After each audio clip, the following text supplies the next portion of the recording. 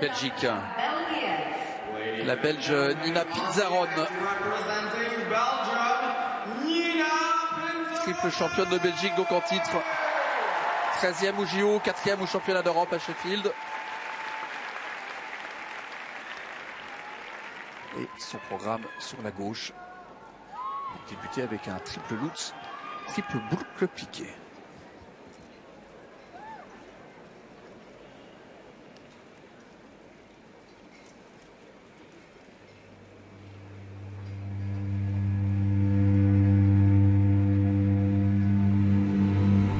A chair, a table, a lamp. There's a window with white curtains. And the glass is shatterproof, but it isn't running away they're afraid of. A handmaid wouldn't get far. It's those other escapes. The ones you can open in yourself, given a cutting edge. Or a twisted sheet in a chandelier. I try not to think about those escapes.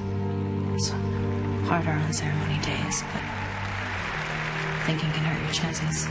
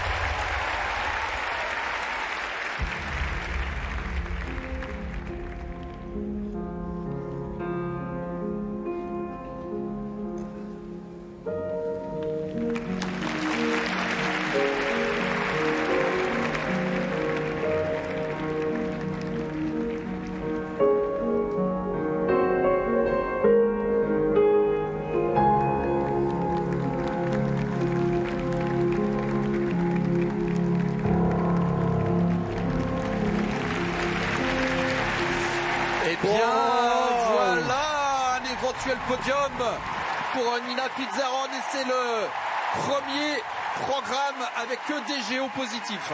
Magnifique, magnifique. Et l'apothéose avec cette pirouette finale, la pirouette cambrée qui finit en Billman, voir comme c'est une position qu'elle invente tellement elle est belle.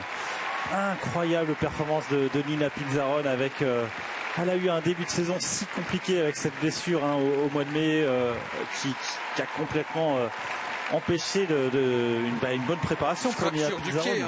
Ah oui, c'est pas rien. C'est difficile après de retrouver la confiance, de pouvoir s'entraîner à nouveau normalement et ensuite de retrouver la confiance sur ses sauts. Ça a pris du temps, elle était encore un peu à court lors des championnats d'Europe. C'était déjà mieux aux Jeux Olympiques, c'est beaucoup mieux aux championnats du monde. C'est incroyable ce qu'elle nous a réservé ici comme performance.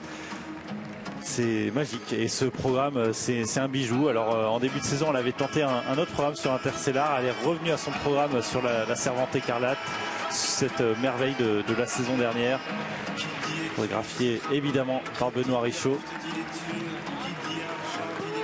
Et c'est la meilleure pirouetteuse du monde. Les pirouettes sont incroyables et c'est aussi là qu'elle fait la différence par rapport aux autres patineuses sur les GOE. Et là où elle a souvent des soucis, c'est sur les sous-rotations. Il y a quand même un saut qui va demander d'être revu par le panel technique, c'est le premier, triple boucle piqué, on le revoit ici. En revanche, il n'y a pas eu d'autres demandes et c'est un peu limite. Et c'est le problème d'ailleurs chez Nina Pinzarone, c'est toujours un peu limite. Et ce qu'on peut constater, c'est que toute la saison, elle s'est fait largement sanctionnée, trop sanctionnée.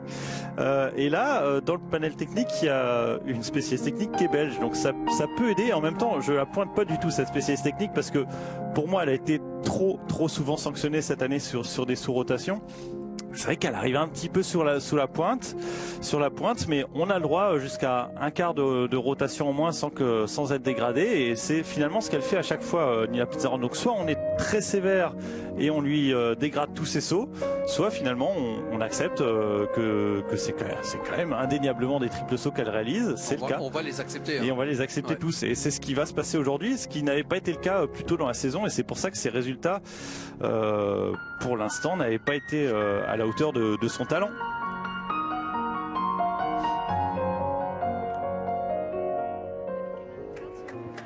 Allez, il va être élevé théoriquement ce score. Ainsi, en tout cas, il n'y a pas eu de ces fameuses dégradations. Composante, ce sera haut, vu la beauté et la poésie de ce programme. Énorme.